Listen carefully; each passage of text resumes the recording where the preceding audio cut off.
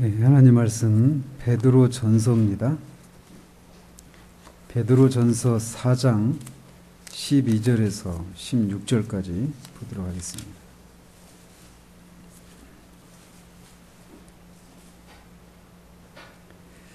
같이 읽겠습니다. 4장 12절에서 16절까지. 사랑하는 자들아, 너희를 연단하려고 오는 불시험을 이상한 일 당하는 것 같이 이상히 여기지 말고 오히려 너희가 그리스도의 고난에 참여하는 것으로 즐거워하라. 이는 그의 영광을 나타내실 때에 너희로 즐거워하고 기뻐하게 하려 함이라.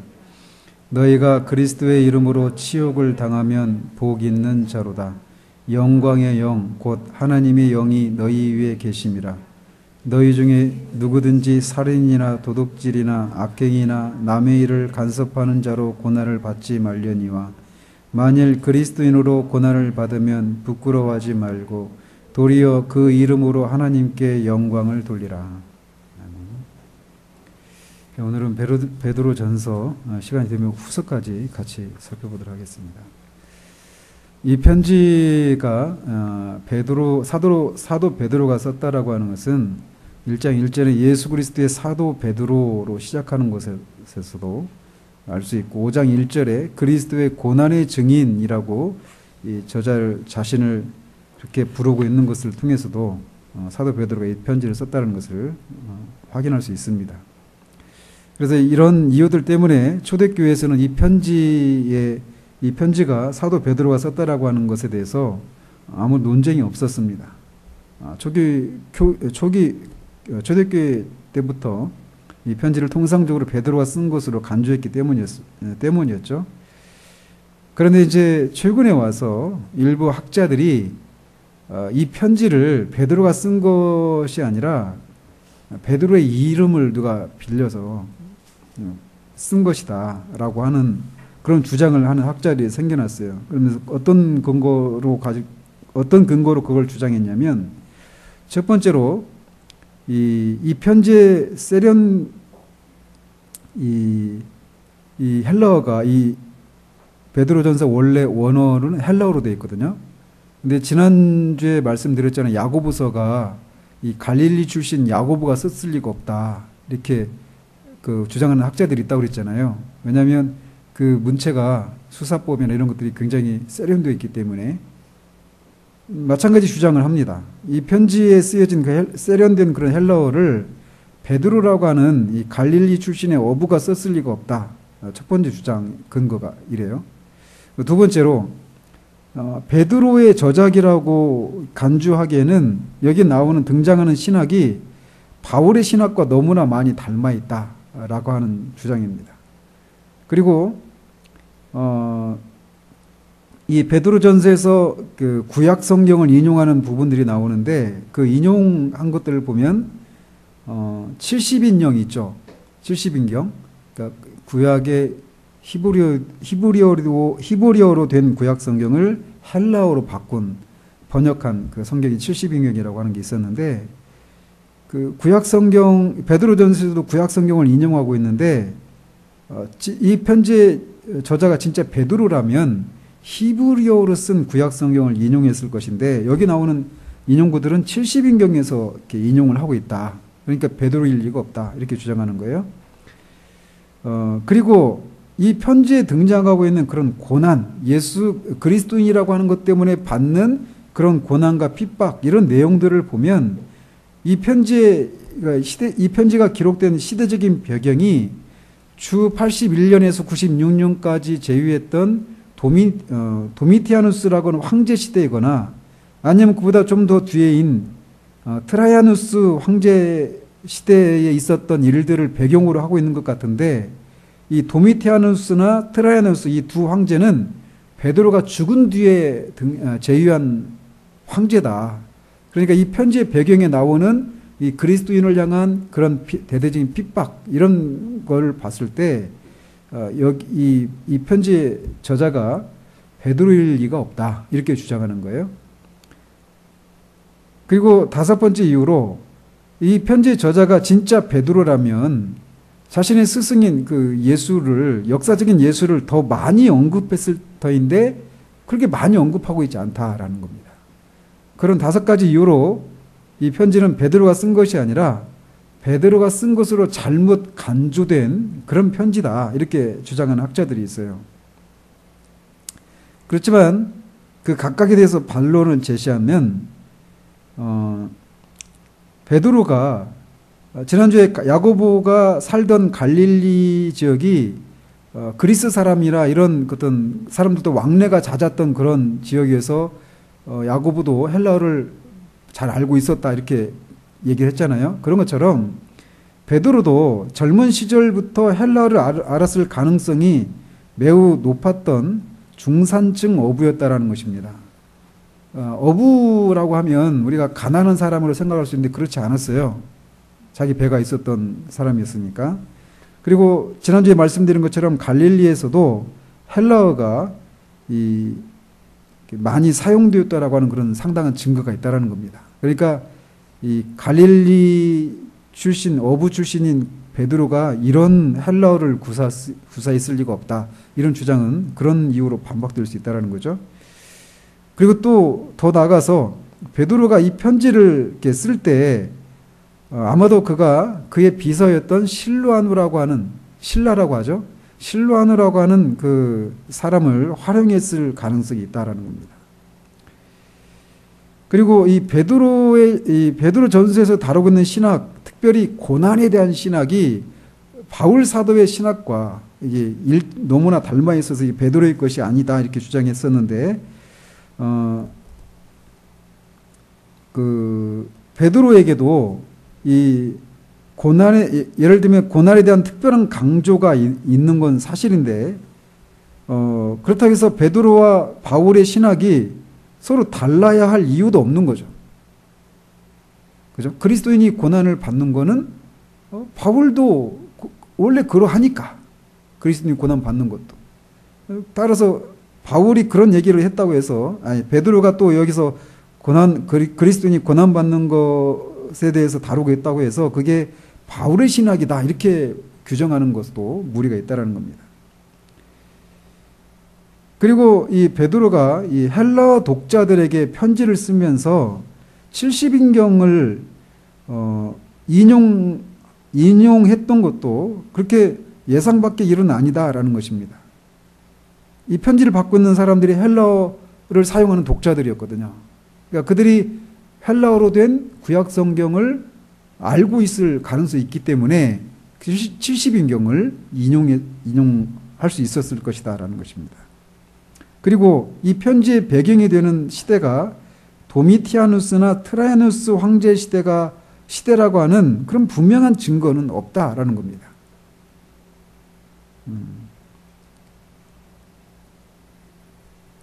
그리고 독자는 저자가 무엇을 해야 하는가를 말하는 데 있어서 주의해야 한다라는 겁니다. 즉 아까도 말씀드린 것처럼 이 편지의 저자가 진짜 베드로라면 역사적인 예수에 대해서 더 많이 언급해야 되는데 여기에는 그렇게 많이 언급되지 않아 있는 걸 봐서는 이게 베드로가 쓴 게 아니다, 이렇게 주장하는데, 지금 베드로가 이 편지를 썼을 때 그 목적은 그 역사적인 예수를 이렇게 언급하는 그런 것이 주된 그런 목적으로 이 편지를 쓴 게 아니란 말이에요. 그러니까 역사적인 예수에 대한 언급이 많이 없어요. 그럼에도 불구하고 예수님이 직접 말씀하셨던 것들을 암시하는 그런 근거 구절들이 많이 있다라는 겁니다. 그러니까 베드로가 아니다라고 단정적으로 말할 수가 없다라는 거예요.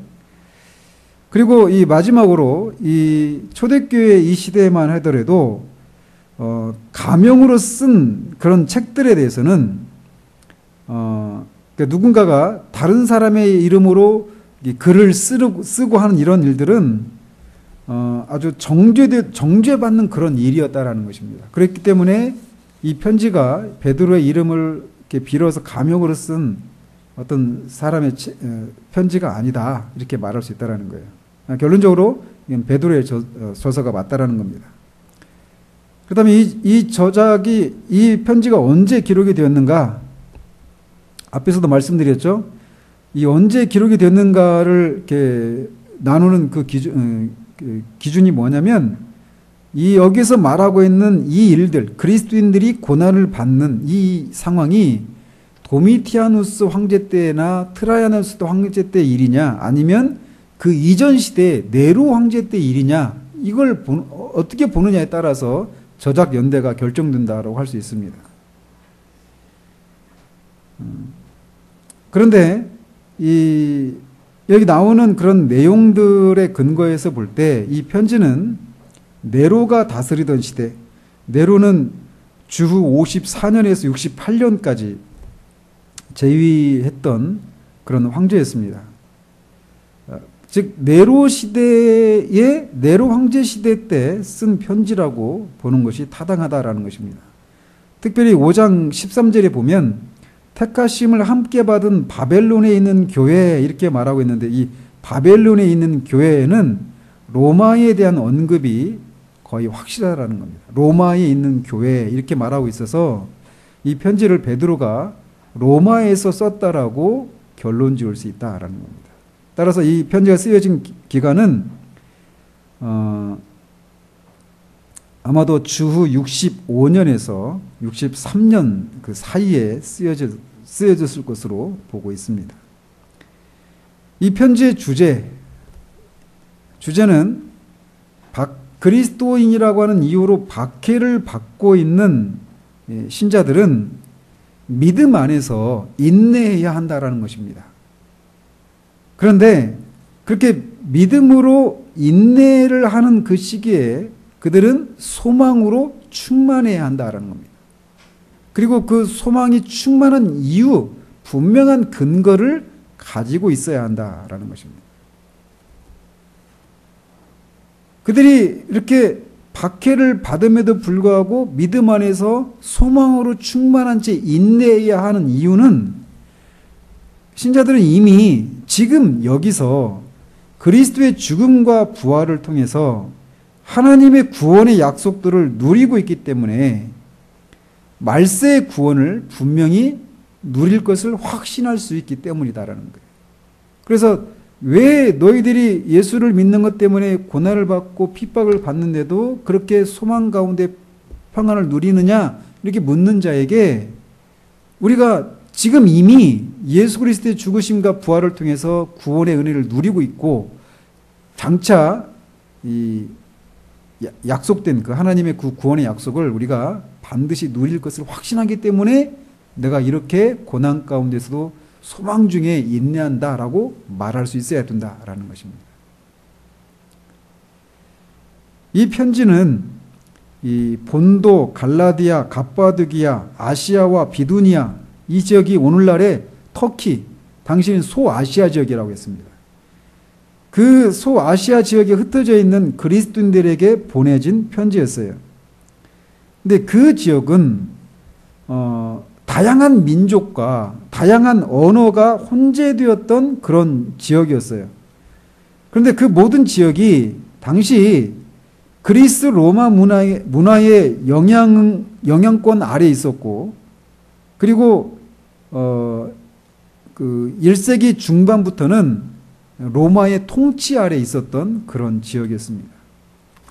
그런데 이 편지에 본도, 갈라디아, 갑바도기아, 아시아, 비두냐 이렇게 이 지역이 이런 순서로 언급되고 있는 것은 이 편지를 전달하는 사람인 실로아너가 이 편지를 가지고 그렇게 그 방문하게 될 그 지역에 있는 그 교회의 그 순서를 따라서 이렇게 교회 순서로 언급하고 있다라고 볼 수 있어요. 우리가 요한계시록 살필 때도 2장, 3장 하면서 말씀드렸죠.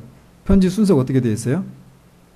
베드로가 그 밤모섬에 갇혀 있는데 거기서 7교회 편지를 보내잖아요. 에소, 버두, 사빌라, 에베소, 그죠? 에베소서, 서머나, 버가모, 두아디라, 빌라델비아, 뭐라고 있죠? 에소보드, 사빌라, 사대, 빌라델비아, 라오디기아 이렇게 되어 있어요. 그래서 이 밤모섬으로부터 출발해서 첫 번째 도달한 지역이 에베소였어요. 그래서 에베소서, 에베소 교회, 그 다음에 서머나 교회 이렇게 그 편지를 가지고 가는 사람이 지나가게 될 그 지역의 순서를 따라서 이렇게 편지가 일곱 교회를 보낸 편지가 이렇게 배열된 것처럼 이 베드로전서도 본도, 갈라디아, 갑바도기아, 아시아, 비두냐 이렇게 이것도 그 지역을 이렇게 그 전달하게 될 순서를 따라서 이렇게 불렀다라는 것입니다. 이 편지를 받고 있는 수신자들이 누구인가에 대해서 대부분의 학자들은 이방인이었다라고 확신을 합니다. 그 근거로 1장 14절에 보면 그들이 전에 알지 못할 때라고 말하고 있고, 또 1장 18절에서는 너희 조상들이 물려준 헛된 행실에 대해서 언급하고 있어요. 그리고 4장 3절 4절에 보면 너희가 그들이 그리스도인이 되기 전에 너희가 음란과 정욕과 술취함과 방탕함과 향락과 무법한 우상 숭배를 하여, 이렇게 그들이 그리스도인이 되기 전에 그 생활을 이런 생활을 했다라고 언급하고 있는 거 봐서 이런 생활 풍습들, 이런 것은 유대인보다는 이방인과 어울리는 그런 생활 풍습이었기 때문에 이 편지의 수신자들은 1차적으로 이방인 그리스도인들이 대부분이었을 것이다 라는 겁니다. 그럼에도 불구하고 이런 교회들에는 일부 유대인 그리스도인들도 분명히 있었을 것이다 라는 것입니다. 왜 그런 얘기를 하느냐면 이 사도행전에 보면 오순절에 예루살렘으로 그 오순절을 지키기 위해서 왔던 그 흩어진 그 이스라엘 유대인들 있죠. 그 흩어진 유대인들을 뭐라고 그래요? 디아스포라라고 하거든요. 디아스포라. 근데 그 디아스포라들 중에는 갑바도기아가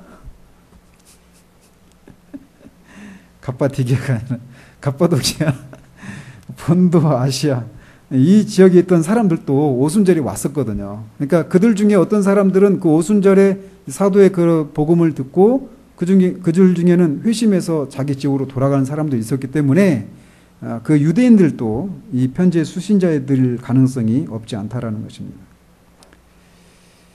근데 특별히 그가 이 흩어진 나그네라고 말하고 있는 것은 문자적인 그런 의미도 있겠지만 비유적으로 하나님의 그 하늘나라의 기업을 기다리는 영적인 나그네라고 하는 그런 측면에서 그들을 그 흩어진 나그네라고 부르고 있다라고 볼 수 있습니다. 베드로는 그러니까 대부분 이방인 그리스도인들로 구성된 그런 독자들에게 하나님께 자신을 전적으로 의탁함으로써 고난과 박해를 견뎌내라고 권면하고 있습니다. 그들은 하나님이 자신들을 변호해 주실 것이고 자신들은 분명 주님이 약속하신 구원을 누릴 것임을 알고 환난의 때에도 변함없이 신실해야 할 것을 권면하고 있습니다. 그들이 그런 삶을 살아야 할 때 그들이 살아야 될 그런 삶의 본보기로는 그리스도의 죽음과 부활을 떠올려야 한다라는 것이에요. 즉 그리스도의 삶과 부활, 죽음과 부활은 신자들의 삶의 본보기다라는 것입니다. 고난과 관련해서 어떤 면에서 그리스도의 죽음과 부활이 본보기가 될까요? 그리스도가 고난은 뭐고 부활은 뭘 상징해요? 고난은 낮아짐, 그리고 부활은 높아짐을 말하는 거예요. 그래서 그리스도가 고난을 당하신 후에 영광에 들어가신 것처럼 그리스도를 따르는 이들도 높임을 받기 전에 고난을 당해야 한다라는 것입니다. 그래서 그런 삶을 앞서 살았던 그리스도처럼 너희도 환난의 때에 인내해야 한다라고 얘기하고 있는 것이에요. 그래서 이렇게 환난을 당하고 있는 이 그리스도인들에게 그들을 이렇게 권면하기 위해서, 그리스도의 본을 따르도록 하기 위해서, 고난 중에도 소망 중에 인내하도록 하기 위해서 이 편지를 썼던 것입니다. 그래서 이 편지에서 다루고 있는 핵심 주제들을 살펴보면 그리스도인으로서 고난받는 이들은 높임을 받을 것이다 라는 것입니다. 한번 생각해 보십시오. 사실 이게 우리에게, 저는 이 문제를 개인적으로 그리스도인이 그 말씀에 순종해서 세상에서 그리스도인으로서의 그런 말씀에 순종하는 그런 삶을 살면 하나님께서 지키시고 보호해 주시니까 세상에서도 사람들로부터 인정을 받고 잘 될 것이다. 이런 생각들을 우리가 일반적으로 갖잖아요. 그죠? 그러니까 왜 사람들이 뭐 기독교뿐만 아니라 다른 이교라고 하더라도 다른 종교인들이 왜 그런 종교 생활을 할까요? 그 종교에서 요구하는 어떤 순종, 그런 행위들을 하면 복을 받고 화를 면하게 될 것이다 라고 하는 그런 기대를 하기 때문에 막 넘치는 그런 공덕을 쌓고 뭐 헌금을 하기도 하고 그런 거 아니겠어요? 그 종교에서 요구하는 그런 삶을 사는 것이 아니겠어요? 근데 기독교는 그리스도인으로서 그리스도가 살았던 삶을 살면 뭐가 온다라는 거예요? 고난이 온다라는 것입니다. 그러니 제정신인 사람들은 이걸 받아들일 수 있겠냐고요. 그리고 우리는 이거를 그냥 이런 말씀을 늘 들으니까 그런가 보다 하지만 이 일을 실제로 처음 겪을 때 그 사람들이 겪을 그런 혼란스러움들, 이게 작지 않단 말이에요. 저는 개인적으로 이 직장을 생활하는 중에 회심을 하고 직장에서 그렇게 어떤 그리스도인으로서의 삶을 살려고 할 때 꽤 오랫동안 이런 회의에 빠졌어요. 어떻게 하면 내가 하나님도 마음껏 섬기고 그래서 하나님도 기쁘시게 해드리는 삶을 살고 또 세상에서도 인정받는 삶을 살 수 있을 것인가? 근데 왜 그런 질문을 했냐면 그렇게 살려고 하는데 계속 제가 이상한 사람 취급받는 거예요. 너무 고통스러웠어요.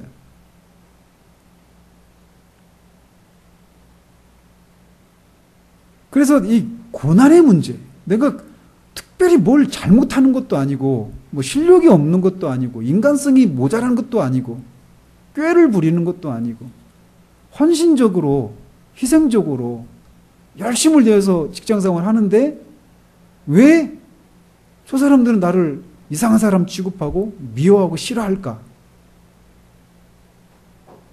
제 3의 길은 없을까? 이게 저한테는 큰 문제였어요. 근데 그리스도인은 그렇다라는 거예요, 세상에서.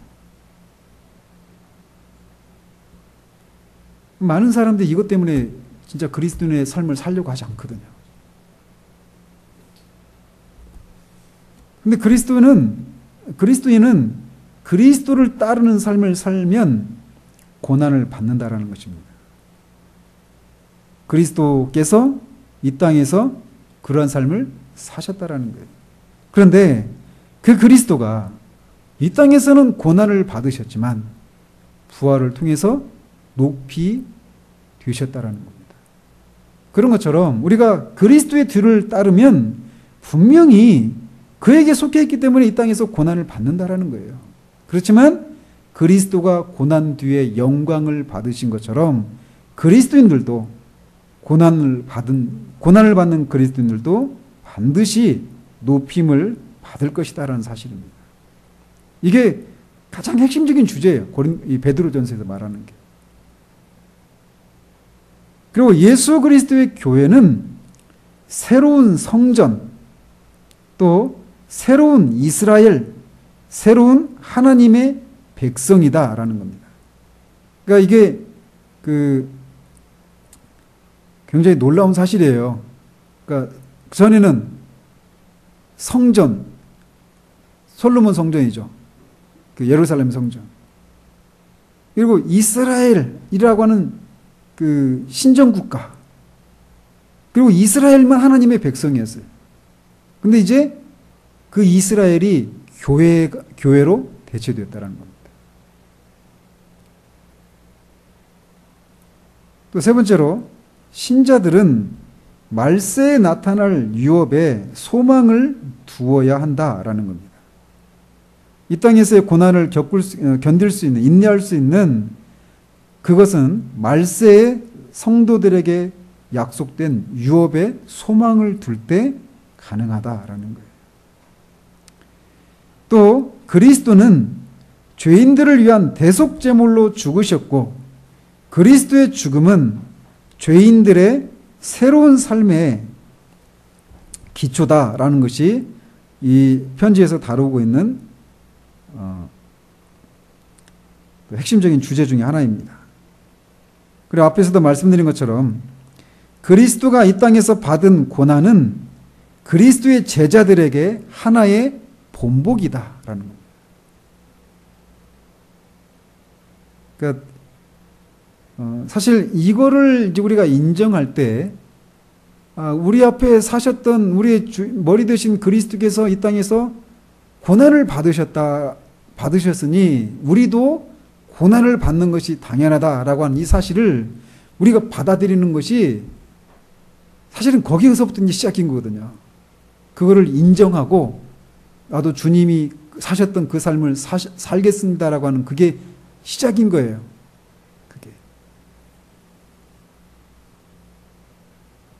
또 그리스도는 부활하실 때 원수들을 이기셨다라고 하는 그것도 여기 이 고난 베드로전서에서 다루고 있는 핵심적인 주제 중에 하나입니다.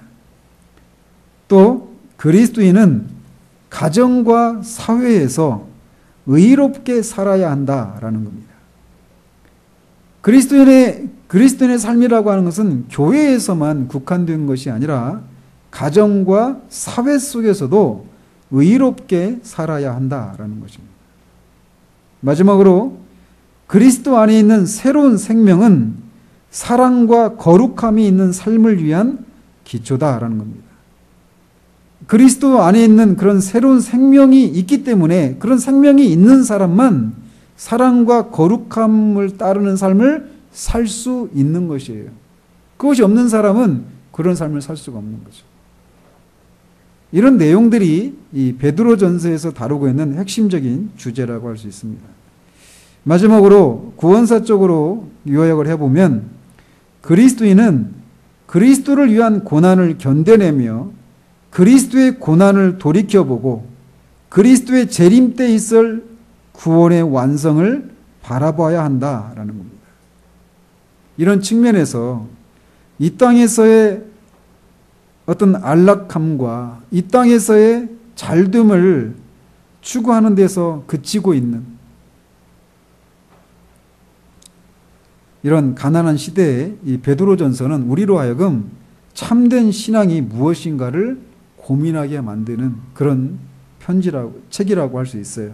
그리고 이 성경에서 말하고 있는 것처럼 그리스도인이기 때문에 그리스도처럼 이 땅에서 고난을 받고 있는 사람들은 내가 그 고난, 자신이 받고 있는 그 고난이 바로 내가 그리스도 안에 있는 사람이구나라고 하는 것을 확인해 주는 것이기도 하고 또 그 그리스도가 죽음을 통해서 낮아지시고 부활을 통해서 영광을 받으신 것처럼 우리도 이 땅에서 그리스도처럼 고난을 받으면 그리스도와 함께 영광에 이를 수 있다라고 하는 것을 믿고 그 믿음 안에서 소망 중에 인내해야 한다라고 하는 것이 이 베드로전서에서 우리에게 말해주고 있는 그런 내용이라고 할 수 있어요. 자, 오늘 여기까지만 하겠습니다. 기도하겠습니다. 하나님 아버지, 베드로 전서가 우리에게 무엇을 말해주는가에 대해서 짧은 시간 살펴보았습니다.